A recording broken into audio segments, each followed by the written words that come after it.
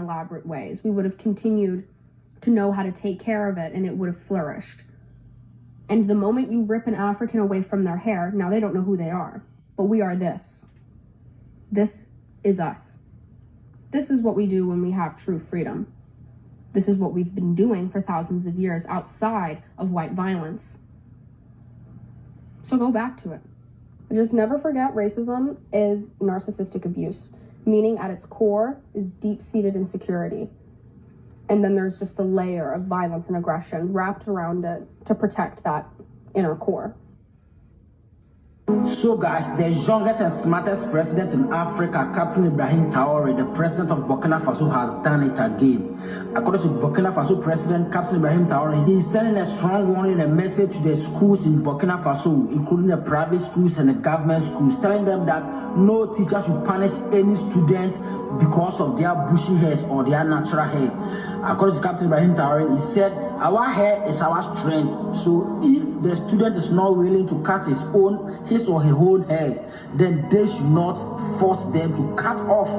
But the only thing they can do is to guide and teach them how to dress it and keep it clean.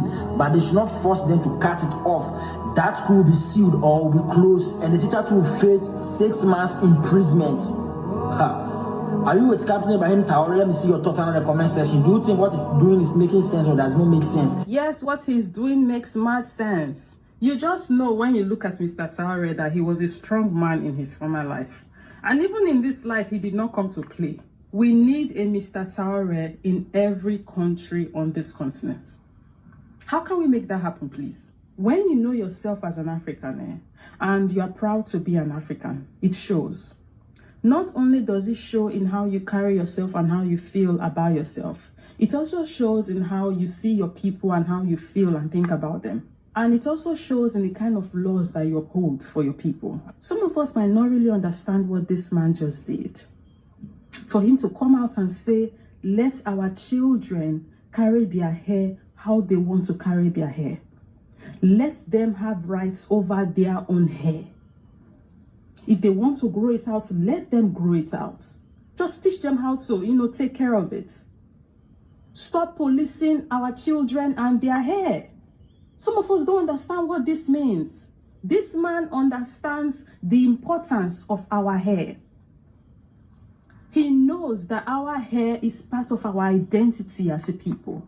And also, when you think about when African people's hair started getting policed, it's from during colonization. When those colonial hoodlums came down here and they saw how important hair was to us as a people. Hair says a lot, like your age, your ethnic group, whether you're even single, what spiritual practice you practice. It says a lot, and it was very, connected with identity. So our ancestors took a lot of pride in their hair.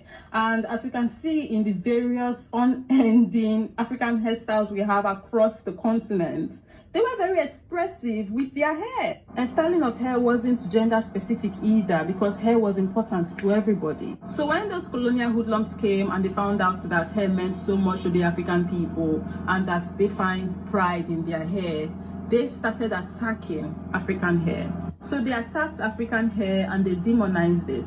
They also started making African people cut their hair. And they used this as a humbling tactic, because hair was very important to these people. Hair was very much connected to their identity, and they found pride in their hair. So the colonizers were like, yeah, let's attack this very important part of their core. Today, this hairstyle is popularly known as dreadlocks. But unfortunately, the majority of us are not even aware that the name dreadlocks came from the colonizers. And they used to call it dreadlocks because they consider the hairstyle to be dreadful. Something to be scared of. Dreadlocks. Locks of hair that are dreadful. That was